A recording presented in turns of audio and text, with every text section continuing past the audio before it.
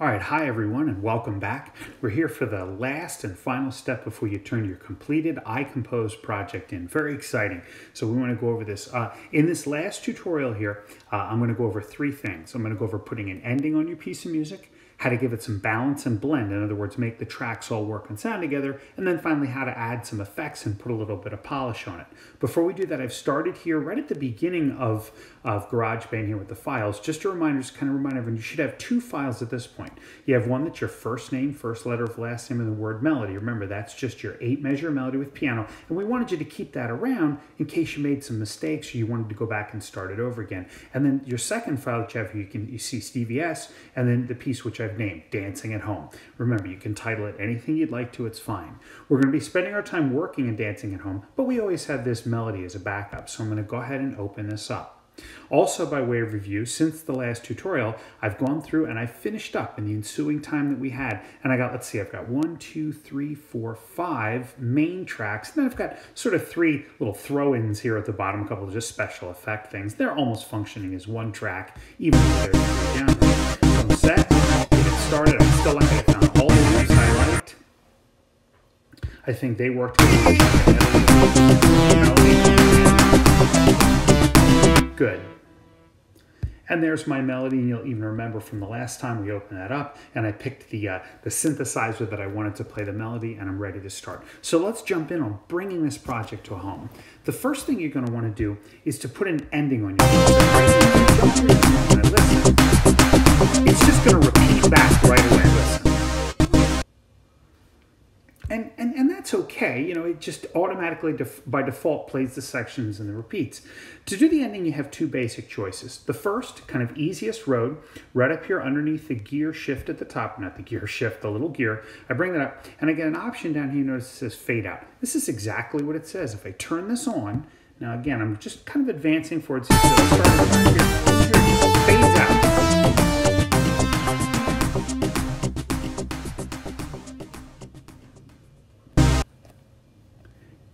And then you can hear it jumps right back there. And that's certainly one way to end it. Quick, easy, open it up, you fade out across that 2-bar ending, and you're all set. A second option, again, for people, this would be almost, I don't want to say in advancing, it's like, you know, Mr. Search, I've got time, I kind of want to make it work, is you might want to give it what we call a hard ending or an ending. So to show you that, there's a lot of ways you can do it. I'm going to show you one way. The first thing I'm going to do, you remember, our song sections dialog box right up here. I'm going to go ahead and open that up. That's the plus. Now, you see the C section, which is our ending, is 2 bars long. I'm going to go ahead and I'm going to increase that to 4 bars like that. And let's see what that looks like when we come back here. So when I close that, notice now we've got some open space right here. So I'm going to play this.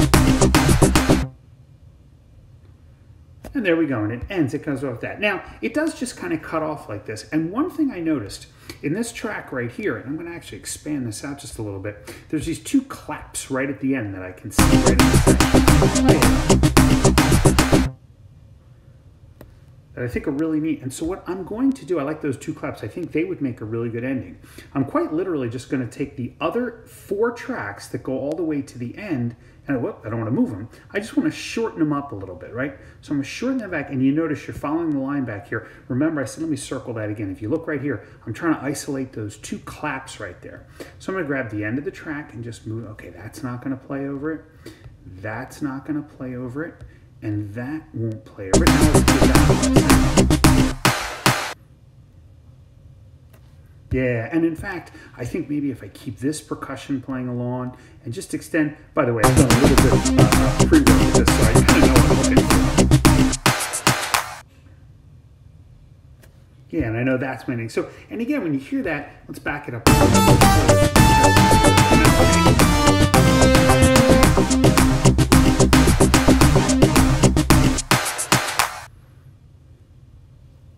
And there we go, and I've got an ending in that. So that's step number 1, whether you choose to use a fade out or whether you choose to go and kind of, you know, pick yours apart and find a good way to end it. Next, let's talk about balance and blend. What's balance and blend? Well, if I come back here to the tracks, and I'm just going through right now and just tapping each individual track. Right now, every track is playing at the same volume. They're about midway. To open up the volume mixing, if you see right in the middle of this, there's that little tab. I'm just going to grab that and slide that over. And now what you see are these volume sliders for each of the different tracks. And again, you notice as I tap them, they go. What you want to do, this first step, is balance and blend. Remember, we're orchestrating a melody. This track, the top track, the hyper dance, is always the most important one. So you want to make sure that you're always hearing your melody, whether it's by choice of instrument or volume. So if I start playing this, I'm just going to kind of start it midway, and I'm going to start messing with a few volume sliders and hear what it does. Like if I turn the middle all the way down, turn the bass up.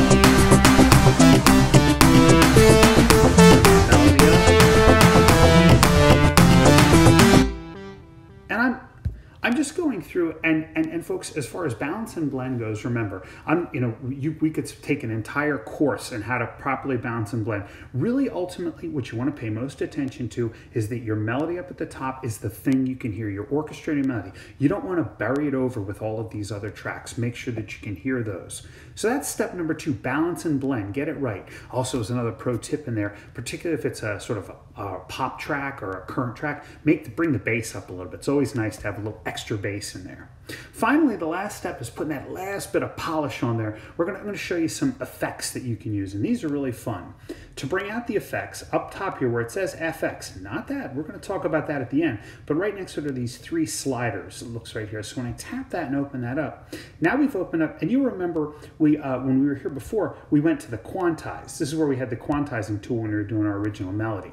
Now, I am going to go ahead and close that tab. Remember, I just grabbed that, so I'm seeing these. And now what you have, for each track, you can see there's that track volume we adjusted, but you also have a variety of other tools that you can use.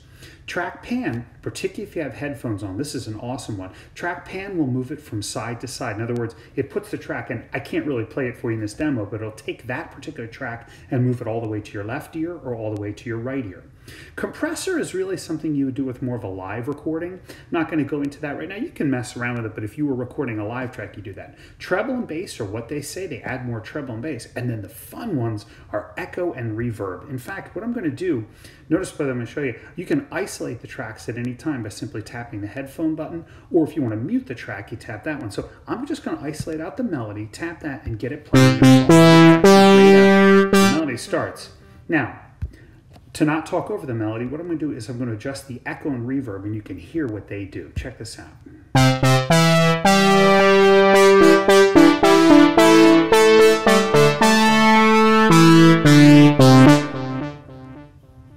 In general, echo does what it says, right? It makes it sound more like an echo. And if you turn the echo all the way on, you're going to sound like you're in like some, hello, hello, hello room like that, right? Reverb is a really cool, the best way to describe reverb, I heard a sound man tell me one time, reverb sets how big or small the room is.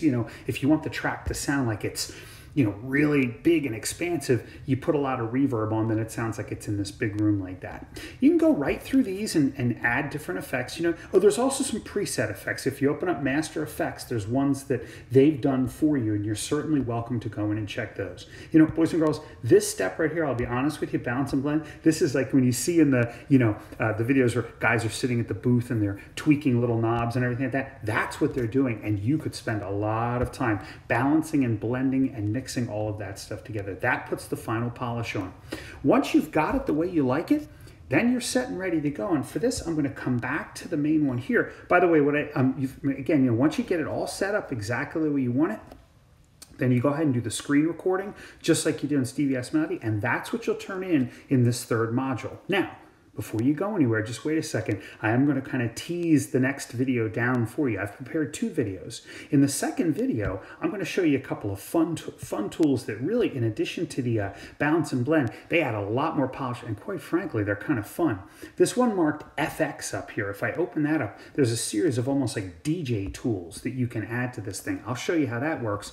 And then in that next video, I'm going to give you one simple little thing you can do to your melody that makes a huge difference in sounding like it ends. So that next video, that's kind of that extension video. You don't have to watch it if you don't want to, but hopefully I've teased it. Like I said, it's going to be short, and it's just going to give you 2 really fun tools that you can mess around with after you've done all of these. Remember your 3 steps. Come up with an ending, number 1. Adjust the balance and blend of each track right in here. Once you've done that, open up the FX, see if you want to move, track panning, move things left and right each track, get the echo and reverb the way you want it, and then make a screen recording, and you're all done. I hope you'll check out the next video. If not, I look forward to hearing and seeing your projects.